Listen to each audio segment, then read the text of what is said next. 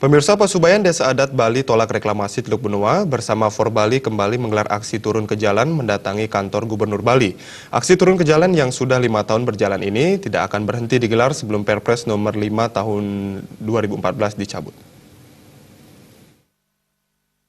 Ratusan peserta aksi tolak reklamasi Teluk Benoa mulai bergerak mulai dari parkir Timur Non dan langsung menuju kantor Gubernur. Sambil membawa berbagai spanduk penolakan reklamasi, peserta aksi menyerukan penolakan reklamasi.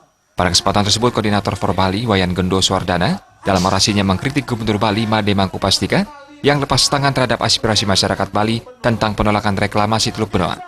Gubernur Bali, Made Mangkupastika diharapkan segera mengirimkan surat ke pusat untuk membatalkan dan mencabut Perpres nomor 51 tahun 2014 dan mengembalikan status Teluk Benoa sebagai kawasan konservasi.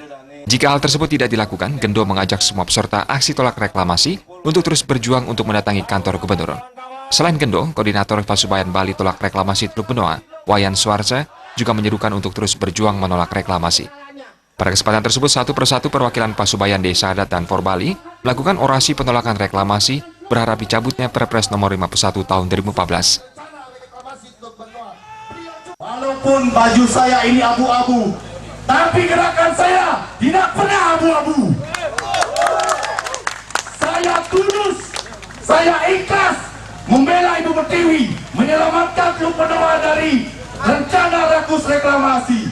Itulah yang ada di benak kami, bahwa kami sebagai pemuda-pemuda Bali, pemuda desa, pemuda adat, tetap menolak reklamasi Teluk Benoa. Rencana busuk itu bukan datang dari desa adat. Itu adalah sebagai dari bagian yang ingin memenuhi kantong-kantong pribadi pejabat. Sekali bertarung untuk menyelamatkan Teluk Benoa, menghadapi Made Mangkupastika sudah cukup lama, tapi kita nggak pernah bosan-bosan. Presidennya mulai dari SBY sampai kemudian sekarang Jokowi, kita tetap melawan. Selain orasi, aksi kali ini dimeriahkan oleh penampilan tari barong bangkung yang dipersembahkan oleh para pemuda Banjar Tatasan KJ. Gus Ngurah, Bali TV.